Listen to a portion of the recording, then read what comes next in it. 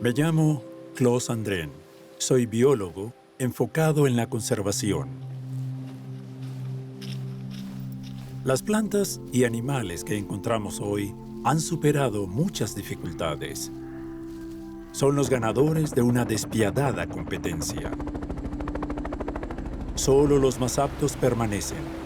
Están equipados con las mejores características posibles en función a las condiciones en que viven.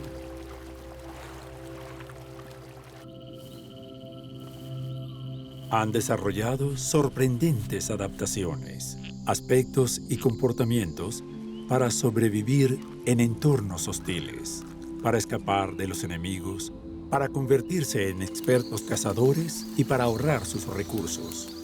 ¿Podríamos beneficiarnos de los conocimientos que poseen estas especies?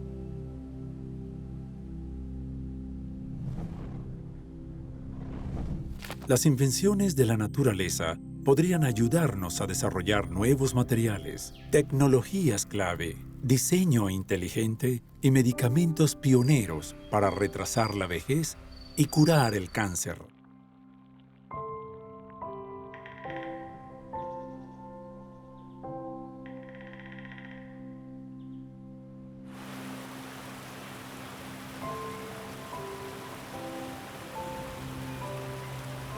Preservar la biodiversidad de la Tierra no es un lujo para los amantes de la naturaleza, es un tema crítico para todos.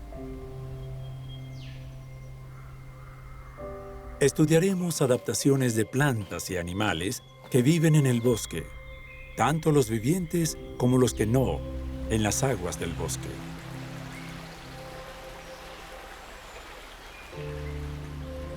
Las larvas de escarabajo, que viven en viejos y gigantes árboles, influyen en la silvicultura moderna de manera crucial. Plantas y animales que sobreviven solo si el bosque arde. Serpientes que han sido modelo para la tecnología infrarroja moderna. Ranas en la selva tropical que nos ayudaron a desarrollar importantes medicamentos.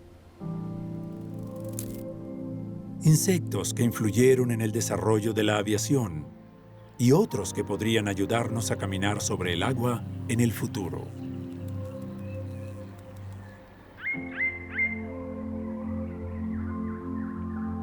El arte de la naturaleza. Episodio 2. Los secretos del bosque.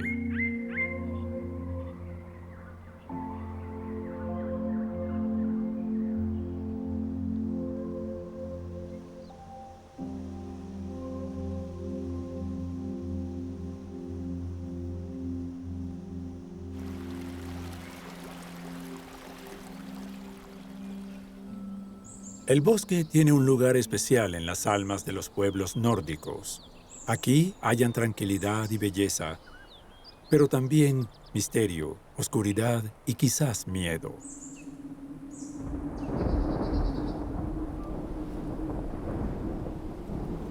Los viejos bosques despertaron la imaginación de la gente. Siempre estuvo lleno de seres sobrenaturales, pero hoy en día no los vemos tanto. Velos brumosos y hadas blancas bailando al amanecer cerca del lago. Si ven una hermosa mujer en el bosque, vean bien. Quizás un tronco de árbol podrido y hueco es la dama del bosque. En un cuerpo de agua, un ser atrae a jóvenes damas tocando el violín. Es magia y belleza. Es la forma de seducir de la naturaleza. Si sucede lo peor, atraen a las doncellas hacia las profundidades. Los troles tienen diferentes rasgos, como grandes rocas que bloquean extraños caminos y tocones de árboles.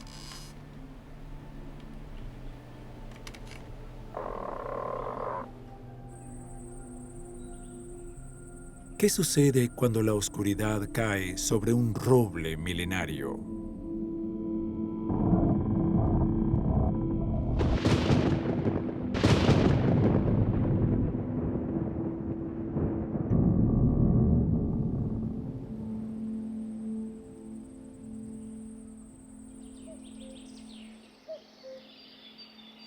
Muchos investigadores dicen que no hay bosque primitivo en Suecia, ni en ningún otro lugar de Europa o incluso en la Tierra. Si se considera que primordial significa no influenciado por el hombre. Pero aún hay bosques salvajes, antiguos bosques bien conservados con altos valores naturales.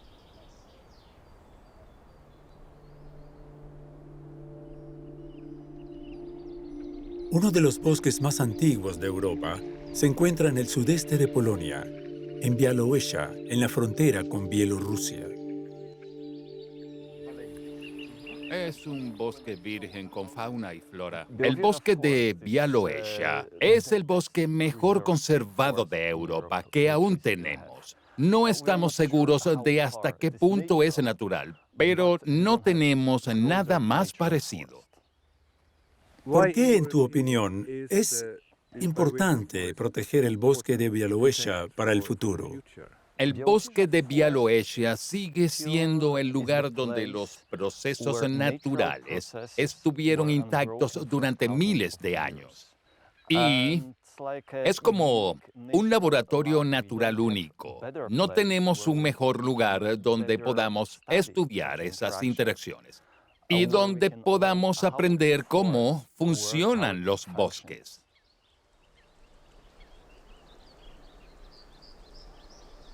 Los pastizales abiertos en el bosque generalmente son el resultado de la presencia humana. El bisonte europeo es uno de los herbívoros naturales que se diseminó por toda Europa después de la última edad de hielo.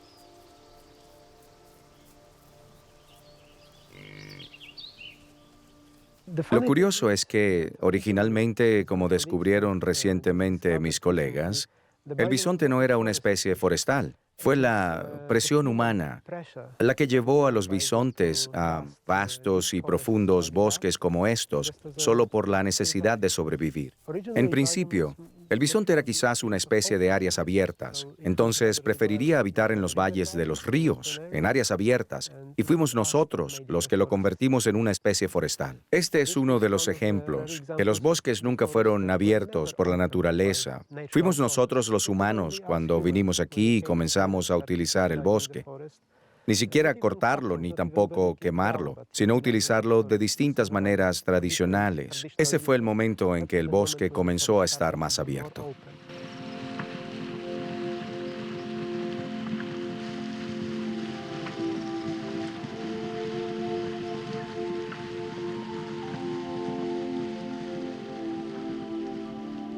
El bosque se estableció en Suecia cuando las islas del interior se retiraron hace 10.000 años. En el sur de Suecia, aún hay antiguos paisajes culturales y bosques caducifolios con altos valores naturales, tales como pastizales de roble y grandes bosques hayedos.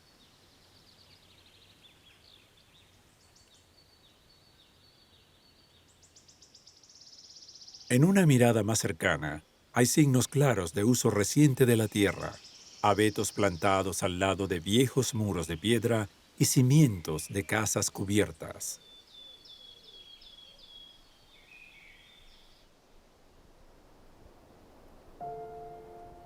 En el norte de Suecia hay grandes parques nacionales. Varios de ellos tienen más de 100 años.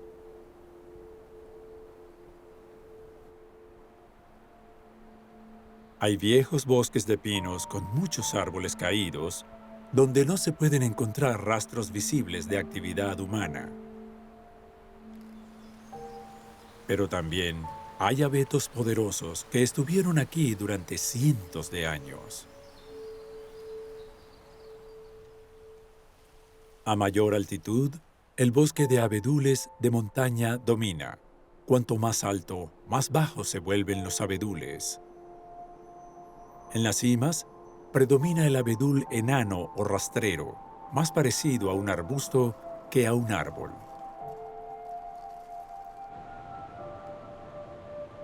En las cumbres se puede ver un fenómeno interesante.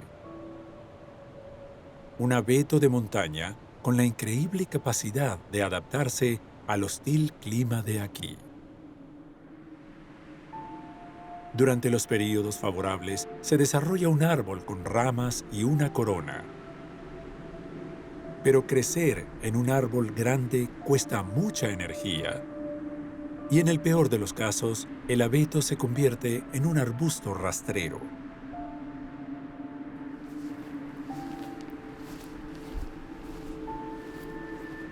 El abeto de montaña vivo más antiguo se encuentra en el Parque Nacional Filefjället. Se llama Old Chico. El árbol en sí tiene solo unos pocos cientos de años y 5 metros de altura, pero el sistema de raíces tiene casi 10.000 años. Por lo tanto, es el árbol vivo más antiguo conocido en el mundo.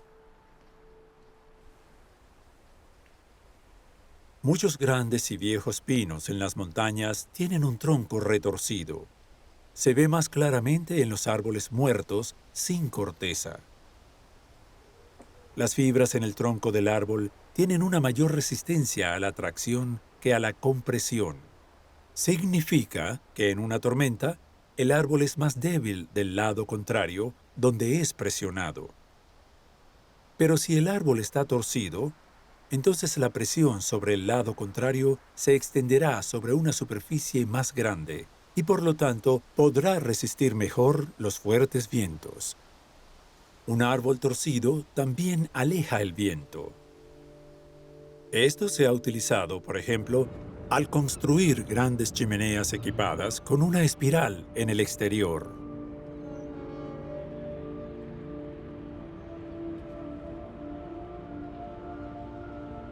¿Es la obra de arte en Malmö, Turning Torso, solo un hermoso edificio con una emocionante arquitectura? ¿O puede un edificio soportar mejor los vientos fuertes similar al tronco retorcido?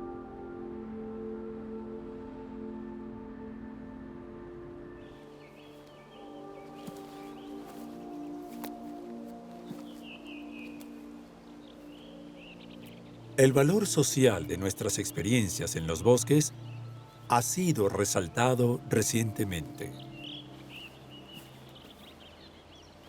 Me encuentro con todo tipo de personas y lo común para ellos es un gran interés natural.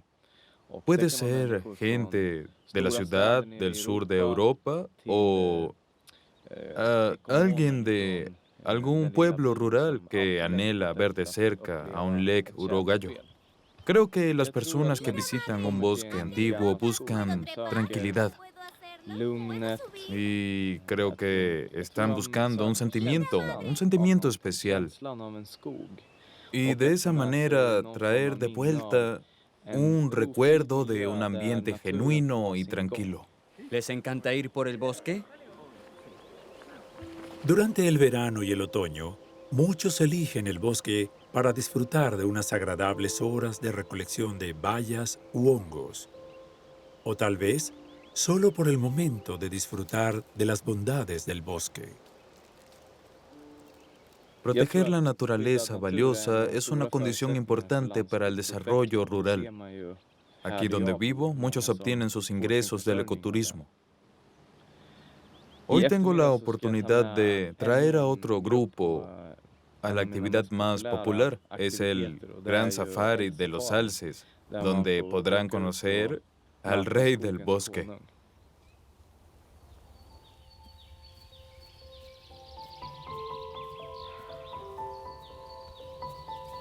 La gente siempre ha cazado en el bosque. Hoy en día, la caza puede no tener la misma importancia para la supervivencia humana, pero sigue siendo una parte importante de la vida para muchos.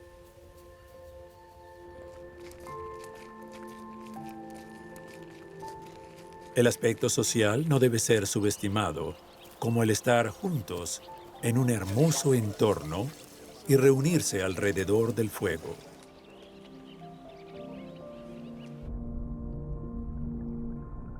Si quieren un desafío adicional, la pesca con mosca es un arte para los verdaderos entusiastas. Requiere gran habilidad. El cebo debe, en la medida de lo posible, imitar a la presa natural de los peces, la mosca de mayo.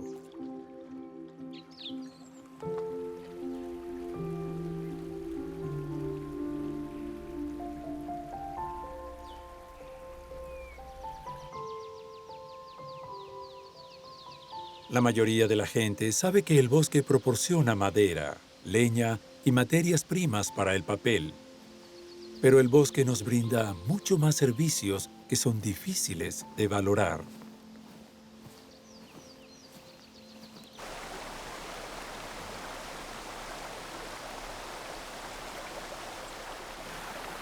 Estos usos no son tan obvios, pero son por completo invaluables. El suelo del bosque sirve como filtro y nos da agua potable. El bosque previene la erosión y daños por las tormentas. Es hábitat para muchas especies. Contribuye a la polinización de las plantas y el papel de los bosques en la regulación del clima es conocido cada vez más.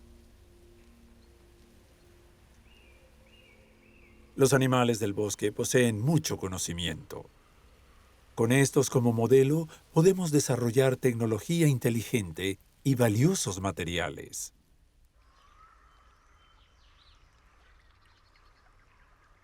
Los animales en las aguas del bosque también ofrecen tecnología interesante. Los patinadores tienen miles de pequeños pelos finos en sus patas que forman una bolsa de aire, una barrera repelente al agua que lo hace flotar. Esto se ha utilizado para construir robots que caminan sobre la superficie del agua y para la producción de materiales repelentes al agua. Y quién sabe, tal vez algún día podamos usar la misma tecnología para caminar sobre el agua.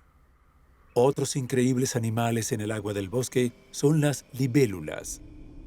Viven la mayor parte de su vida como larvas, como troles en el fondo del estanque. Finalmente, los troles trepan por un tallo, emergen del agua como un extraterrestre y se exponen al sol.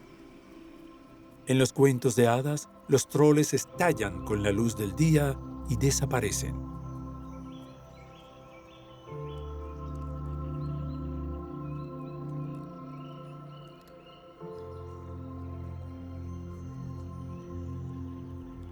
Las espaldas de nuestros feos troles se quiebran cuando salen a la luz, para convertirse en las criaturas más bellas y hábiles en el aire.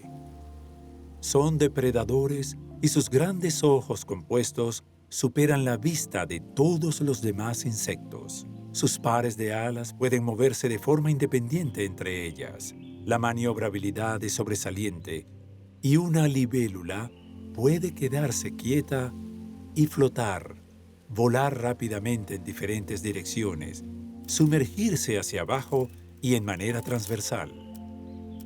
El diseño de la libélula la hace muy interesante como modelo para el desarrollo de silenciosas turbinas eólicas, más eficientes energéticamente y pequeños vehículos aéreos no tripulados.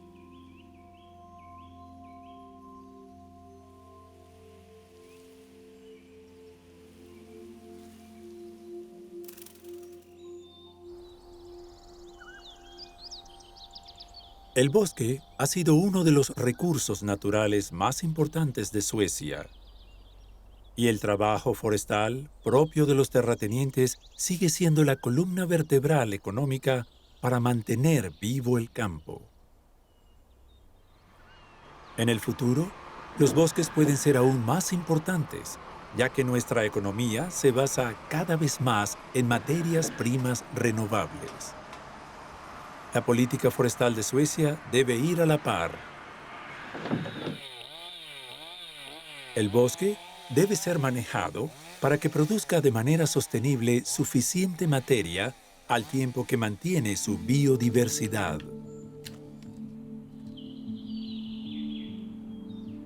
El objetivo medioambiental, un bosque vivo, significa que todas las especies naturales pueden sobrevivir en condiciones viables.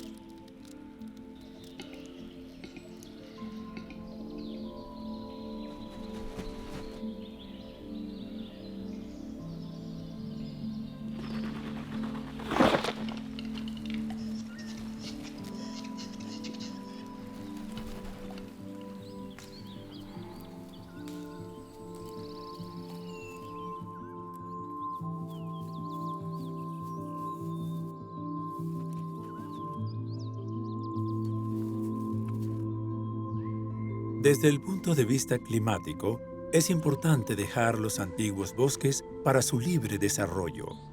Los árboles viejos absorben más dióxido de carbono de lo que se pensaba antes. Con la silvicultura y el nivel de conservación sobre la naturaleza actuales, no se alcanzarán los objetivos ambientales. El desafío es encontrar un equilibrio entre el interés forestal y económico, la biodiversidad y el acceso humano a un paisaje forestal hermoso y lleno de acontecimientos.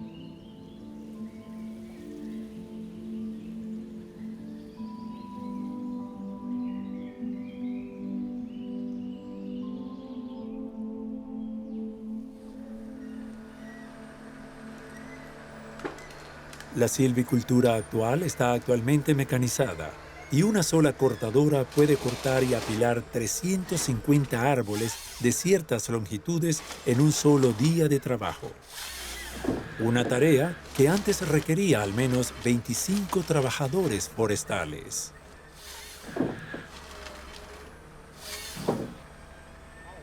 Antes, el trabajo forestal se realizaba manualmente. El desarrollo de la sierra eléctrica moderna fue crucial para la seguridad y eficiencia. El corte de la tala determina la dirección en que caerá el árbol. La cuña ayuda a guiar al árbol en la dirección correcta.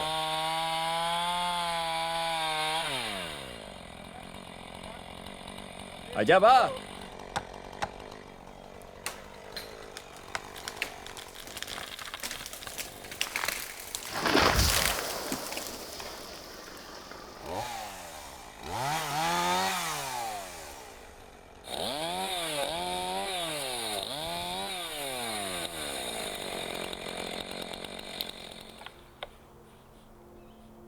Un leñador se sienta en el tronco de un árbol, en un bosque sueco, a afilar su sierra eléctrica. Hace 70 años, otro leñador se sentó en el tronco de un árbol en el bosque de Redwood, en Oregon, al noroeste de Estados Unidos. El leñador vio una larva de escarabajo dividiendo las fibras de madera con cortes uniformes. La larva tenía mandíbulas en forma de C, con bordes afilados en el interior. Este es uno de los escarabajos más grandes de América del Norte, un escarabajo de madera.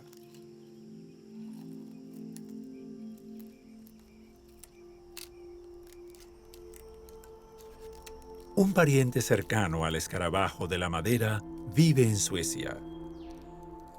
El escarabajo adulto deposita sus huevos en grietas en la corteza de los viejos pinos. La larva entonces vive entre la madera y la corteza, donde se transportan el agua y la nutrición. Con el tiempo, se transforma en un escarabajo completamente desarrollado y en una cálida noche de verano emerge de su cavidad dentro del árbol.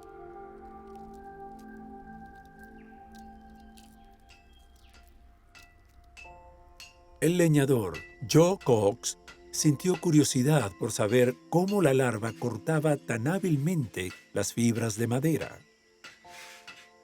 Hizo su propia cadena de sierra con dientes en forma de C en su taller. La cadena demostró funcionar sorprendentemente bien y Joe Cox comenzó a fabricar y vender su nueva sierra a otros trabajadores forestales. La demanda aumentó y el negocio migró a la producción a gran escala. El descubrimiento de Joe Cox se convirtió en uno de los negocios forestales más grandes del mundo.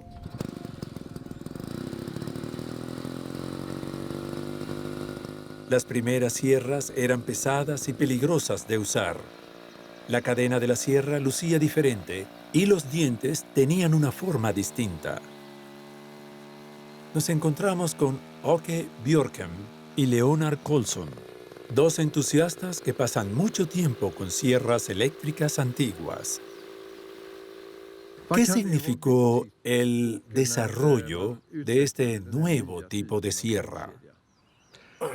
una sierra más segura con respecto a las vibraciones y, sobre todo, es mucho más fácil de afilar. Oh, bien. La forma antigua de la cadena era tosca, con muchos ángulos para afilar. Eso era realmente lo más importante. En las sierras comunes de un solo hombre, su longitud es de hasta más de 84 pulgadas, unos 2 metros. ¿2 metros? Eso nos permite acceder al tronco desde 4 direcciones diferentes y significa que un trabajador puede cortar un árbol de 4 a 5 metros de diámetro sin problemas. ¿Cuál es el peso de tal sierra? Bueno, realmente unos 20 kilogramos con ese tamaño. Una ligera sierra. Una larva de escarabajo que habita en madera ha sido el modelo para un avance tecnológico importante en la silvicultura, la sierra eléctrica moderna. En principio, el mismo tipo de cadena también se usa en la maquinaria forestal más moderna de la actualidad.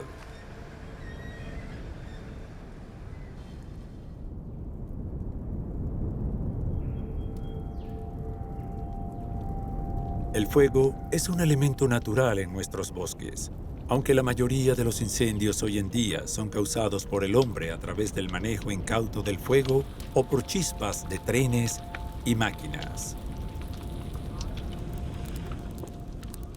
En el verano de 2014, se produjo el mayor incendio forestal de Suecia en tiempos modernos, y 14.000 hectáreas de bosques se quemaron. Una gran parte del área quemada se ha convertido hoy en una reserva natural donde varios proyectos de investigación seguirán en detalle el continuo desarrollo. Cientos de especies dependen del fuego y algunas tienen tecnología avanzada para detectarlo a distancia.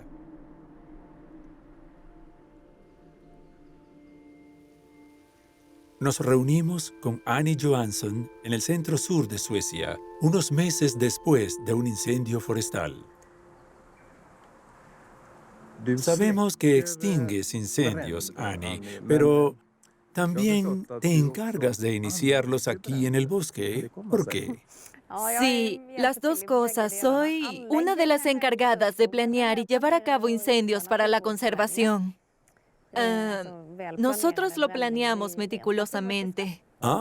¿Y es necesario? Lo es por muchas razones, pero principalmente por razones biológicas pertinentes al entorno del bosque. Pensamos en el fuego como otro elemento natural más en la naturaleza. Eso favorece a los árboles de hoja caduca, los bosques de pino, muchos insectos, hongos, líquenes. Muchas especies son favorecidas por el fuego. Los incendios forestales planificados dentro de las áreas demarcadas pueden ser un método de gestión importante para promover y mantener una alta biodiversidad en el bosque. Cuando no hay incendios, el bosque cambia y las especies que dependen de los incendios tienen dificultades para sobrevivir. Este pino fue dañado en el momento del incendio. El daño es bastante visible durante mucho tiempo, como puedes ver. Muy bien. Y con un corte transversal, Muy bien. podemos contar y observar los anillos anuales y así analizar su pasado. Podemos ver que fue dañado por un incendio en 1726. Oh, es un árbol muy viejo. Ciertamente así es. Esto muestra que el fuego es un fenómeno natural. Esto demuestra que el fuego estuvo presente este año en el lugar del tocón. Y hay tocones dañados por el fuego de todo el país. Y así esto demuestra que el fuego es parte de la naturaleza misma. Con arbustos, ¿eso es morera? No Sí, sabía que las moras habían- son típicas del páramo. ¿Es por el fuego? Sí, las moras aparecen muy pronto después de los incendios forestales.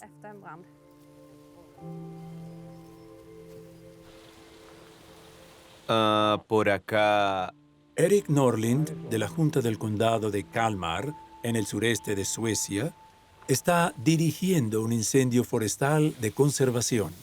Antes de comenzar el incendio, se crea un ambiente controlado.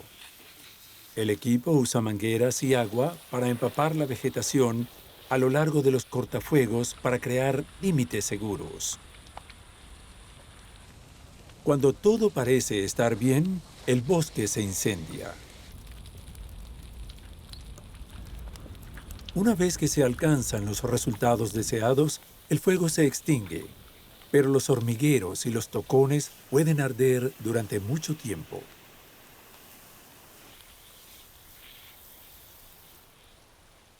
El incendio es una perturbación a gran escala que crea mucha madera muerta. Los suelos abiertos, rocosos o quemados favorecen a las especies menos competitivas. Muchas plantas favorecidas por el fuego tienen un banco de semillas que puede permanecer en el suelo y esperar las condiciones adecuadas durante muchas décadas. Algunos necesitan una temperatura del suelo de 50 grados Celsius para germinar.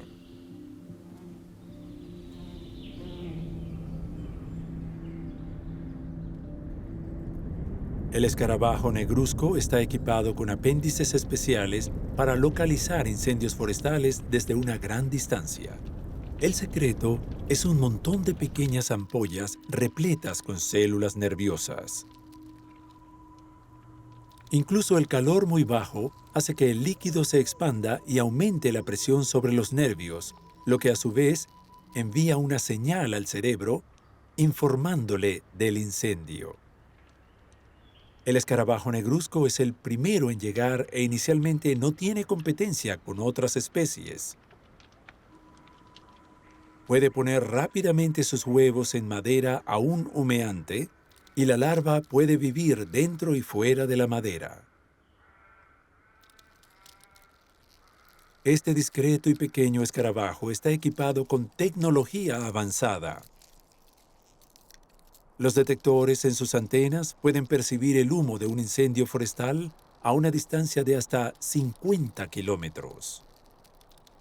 Percibir la radiación del calor bajo desde una larga distancia es el mejor método para detectar incendios forestales. Los investigadores intentan imitar la sensible tecnología del escarabajo. Pero hasta ahora, el escarabajo negruzco es superior. En España, se ha establecido un vital sistema de sensores en los troncos de los árboles que recopilan datos meteorológicos y pueden percibir y predecir el desarrollo de incendios forestales.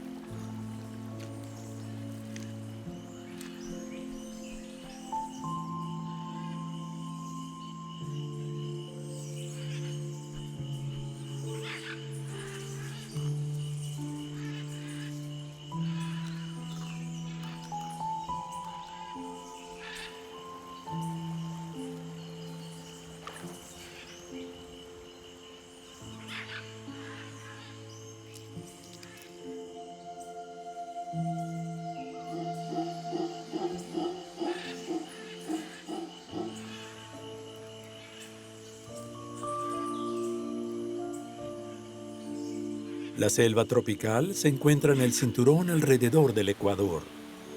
Es importante en términos climatológicos. Al absorber grandes cantidades de dióxido de carbono de la atmósfera, puede reducir el calentamiento global. La selva tropical es el pulmón de la Tierra. Produce una gran parte del oxígeno que necesitamos para respirar.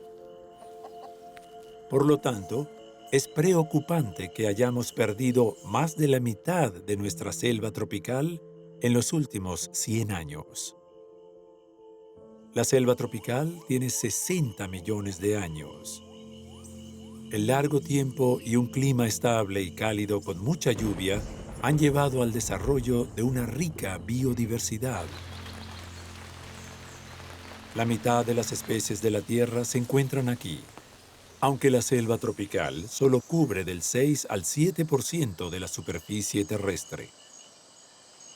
Muchas especies de la selva tropical están amenazadas y cientos ya están extintas. Varias plantas en este bosque son parte de nuestra dieta y muchas se usan para importantes medicamentos.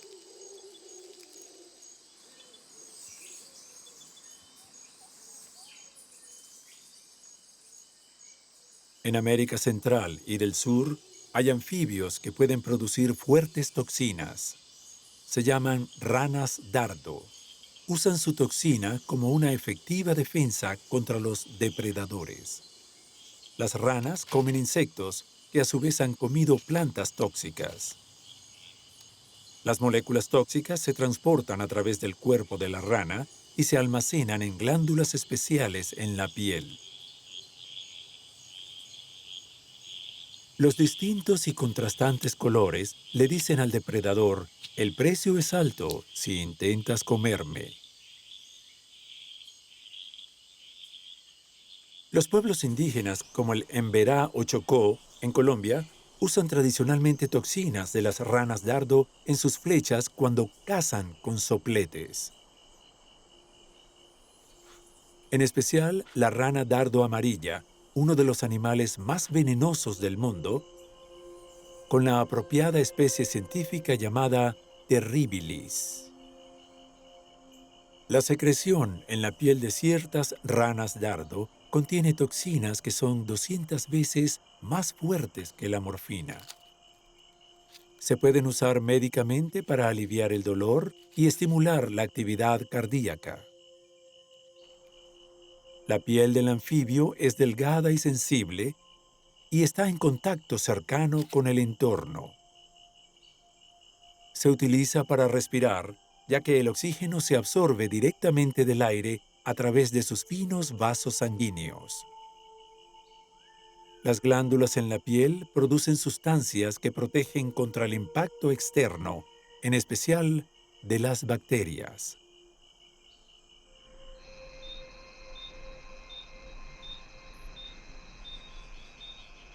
Junto con científicos de Rusia y Vietnam, realicé una expedición a la selva tropical de Vietnam hace 20 años.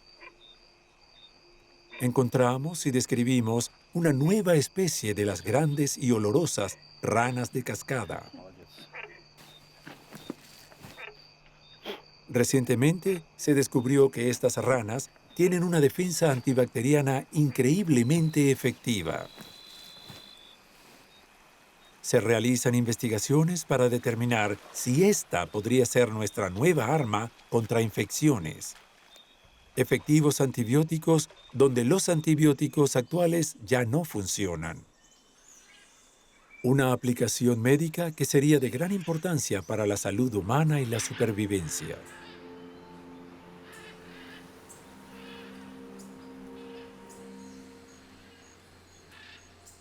El cambio climático, la pérdida de hábitat y las enfermedades han causado grandes problemas a los anfibios de la selva tropical. Particularmente preocupante es la quitridiomicosis, un hongo que ataca la piel de la rana y obstruye la absorción de oxígeno y la respiración. Es cierto que en la montaña... Junto con científicos de diferentes países, fuimos a las selvas tropicales de Costa Rica y Panamá para averiguar si otras raras y amenazadas ranas sufrían la enfermedad.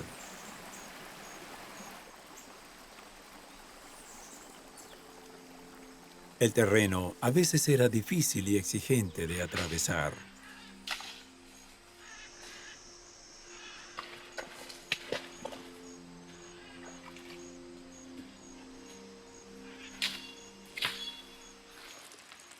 Los renacuajos y los adultos se analizaron aplicando un bastoncillo de algodón sobre la piel y luego almacenándolo en líquido para su posterior análisis cuando volviésemos a casa. Podríamos confirmar que muchas ranas muy raras aún estaban ahí. Varios de nuestros hallazgos fueron especies nuevas y desconocidas, y que han sido descritas por el equipo e identificadas con nombres científicos. Después del muestreo, todos los animales fueron devueltos al lugar donde fueron encontrados.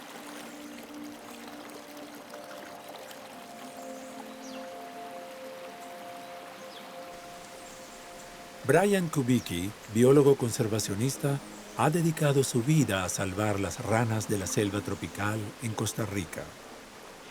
Presta especial atención a la rana de hoja lémur, amenazada de forma crítica que hasta hace poco se creía extinta. Convirtió su propia tierra en una reserva natural de la selva tropical, restauró y agregó pequeñas piscinas donde las ranas pueden reproducirse. Pero también se trata de encontrar áreas adicionales de bosque tropical genuino y protegerlas de la tala de árboles. Para tener en cuenta el cambio climático actual, Brian busca áreas a diferentes altitudes en las montañas. Acompañamos a Brian en una de estas expediciones para encontrar áreas vírgenes, protegerlas y convertirlas en nuevas reservas naturales. Brian tiene la intención de crear nuevas poblaciones de ranas de hojas lémur mediante la introducción de animales de su reserva en casa. El Vera es una de estas nuevas áreas de selva tropical bien conservada.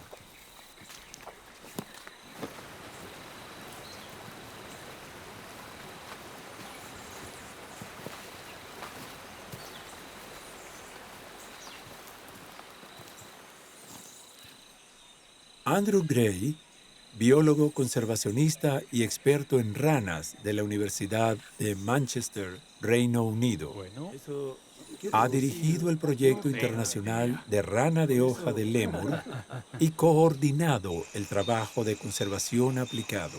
Aquí tenemos una pequeña rana arbórea de ojos rojos. Bien, es mucho más pequeña, pero también carece de barras en los costados. Tiene los ojos rojos, con un aspecto muy metálico. Oh. Se alegra de habernos conseguido.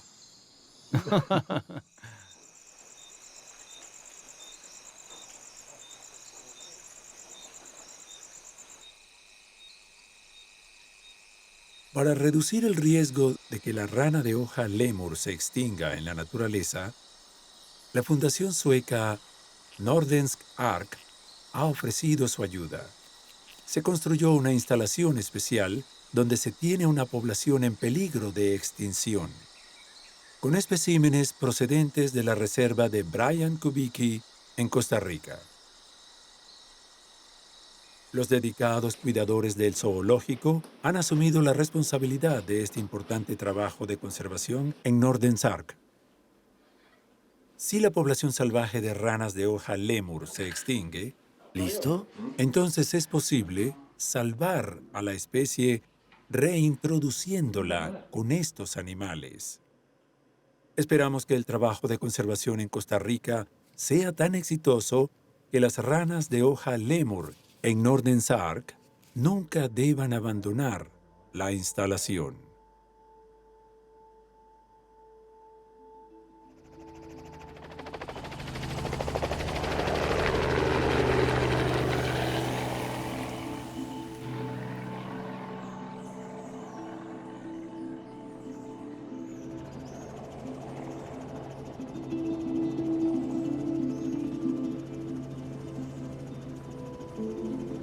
Regresamos a la selva tropical, pero ahora a Queensland, al noreste de Australia. En 1973 se encontró una rana acuática en un arroyo de la selva. Era una especie completamente desconocida para la ciencia. La reproducción de la rana resultó ser única. Las crías se desarrollaban dentro del estómago de la hembra. Nunca se había visto algo así en el reino animal y se llamó rana incubadora gástrica. Debido a esta rana, sabemos cómo se puede regular la producción del ácido clorhídrico en el estómago, lo que condujo al desarrollo de algunos medicamentos gástricos muy importantes. Y por lo tanto, ha llevado a miles de personas a una vida mejor.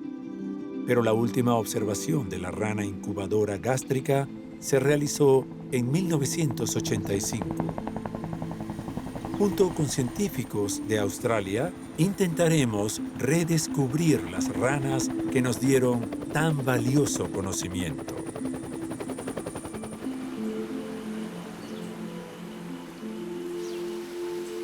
Finalmente, encontramos el tipo de arroyos y rápidos que esperábamos. Entornos aparentemente perfectos para la rana incubadora gástrica.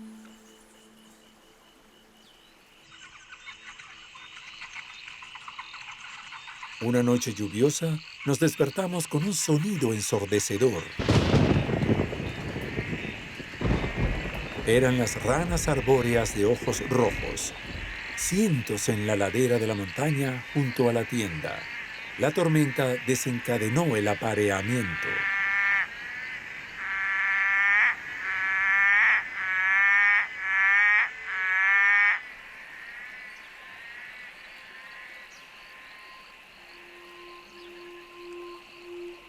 Este es también el lugar para el ornitorrinco.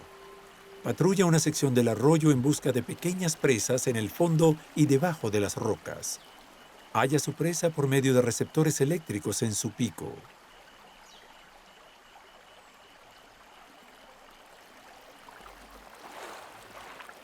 Un extraño mamífero con pico, ovíparo y que amamanta. El macho tiene una espina venenosa en su pata trasera para defenderse, y la toxina causa dolor intenso.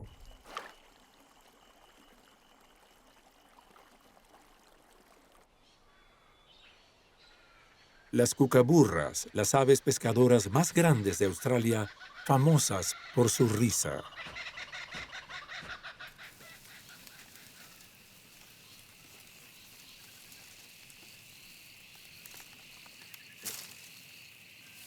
La pitón diamantina tiene sensores de calor en cavidades a los lados de la boca. Con la ayuda de estos, la serpiente puede detectar una presa en la oscuridad. Una diferencia de temperatura de menos de 1 grado es suficiente. Determina la dirección y la distancia con su lengua. Las fosas sensibles al calor en las serpientes se usaron como modelo para el desarrollo de la tecnología infrarroja moderna, como en cámaras y binoculares nocturnos. Nos adentramos más en la selva tropical hasta áreas que ningún investigador ha visitado previamente. Esperamos que la quitridiomicosis no se haya propagado aquí. Una enfermedad que ha acabado con muchos anfibios en países tropicales y puede explicar por qué no se ha encontrado la rana incubadora gástrica por más de 30 años.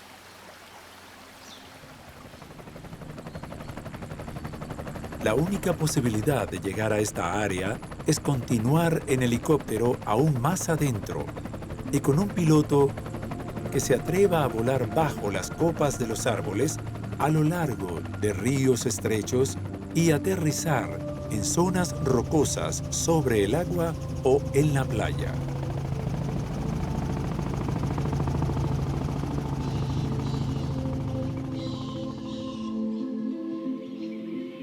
Los grandes helechos arbóreos nos hacen sentir como en tiempos prehistóricos. Un mielero alimenta a su cría.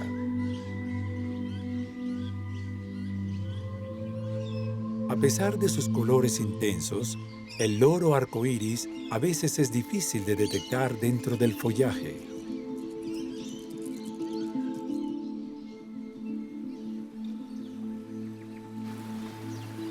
Conrad Hoskin, el líder de la expedición y experto en la rana incubadora gástrica, cree que el lugar no puede ser mejor. El ambiente se ve muy prometedor. Si la rana incubadora gástrica aún está alrededor, este debe ser el lugar. Sí, por allá para luego poder verlo así. La hembra pone sus huevos al lado del arroyo, en la tierra. El macho los fertiliza y luego la hembra se traga los huevos. Bajan a su intestino, a su sistema digestivo, a su estómago, y cuando entran allí, la sustancia química en la superficie del huevo interrumpe su producción de ácido gástrico y luego su estómago se convierte en el lugar donde los renacuajos y luego las ranas vivirán. Entonces, la gente quería aprender cómo las ranas hacían esto, cómo rayos podía la hembra controlar sus ácidos gástricos y no digerir los huevos. Eso sería lo que sucedería, ¿no? Y finalmente el químico fue descubierto, el químico en los huevos, y luego se usó para hacer medicamentos para los humanos. Así que este es un ejemplo que algo realmente increíble que ha evolucionado en la naturaleza se utiliza para beneficio humano en una medicación muy exitosa.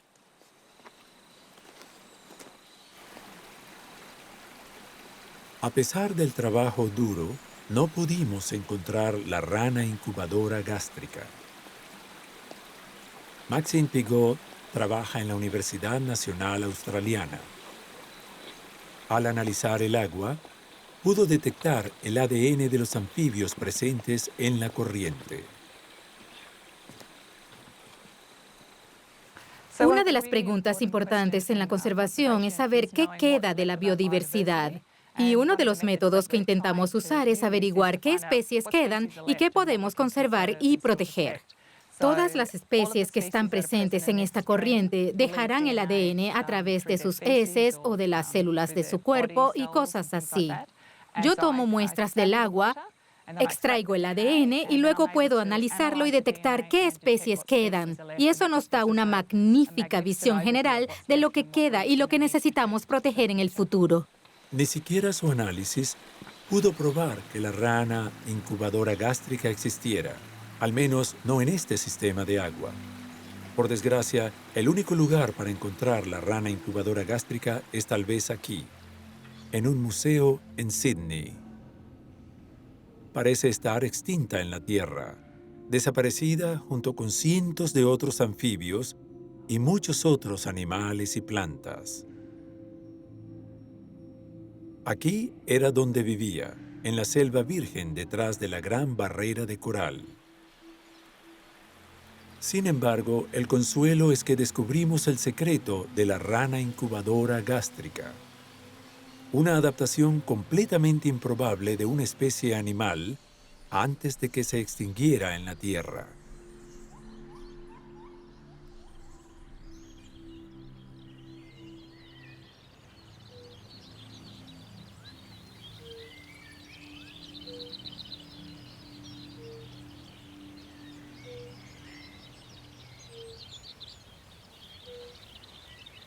Estamos de vuelta en Suecia.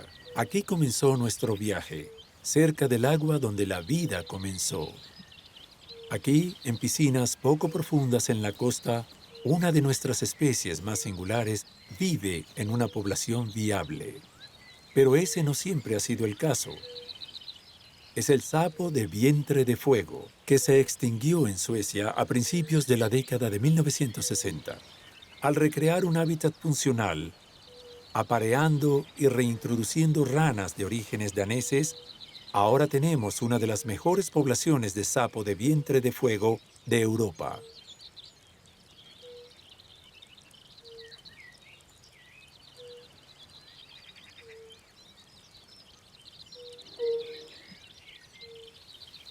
El sapo de vientre de fuego es un símbolo de conservación exitosa de la naturaleza, prueba de que se puede preservar la biodiversidad. Al igual que la rana incubadora gástrica, el sapo de vientre de fuego pasa toda la temporada activa en el agua. Para atraer a la hembra, el macho usa todo su cuerpo como una caja de resonancia. Un macho grande tiene una voz más profunda, lo que indica supervivencia y crecimiento exitosos. La canción ayuda a la hembra a encontrar un buen padre con buenas cualidades para sus crías. Ver este evento y disfrutar de la hermosa música de la naturaleza. ¿Puede la vida ser mejor?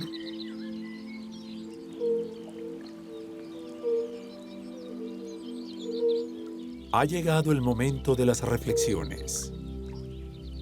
Durante millones de años, la evolución ha probado, rechazado, desarrollado y refinado adaptaciones de todos los organismos vivos en la Tierra. Solo las soluciones más ingeniosas han sobrevivido. Preservar nuestra biodiversidad no es solo una de las mejores decisiones que podemos tomar. Es un requisito previo para una vida en un futuro sostenible para nosotros, los humanos en la Tierra.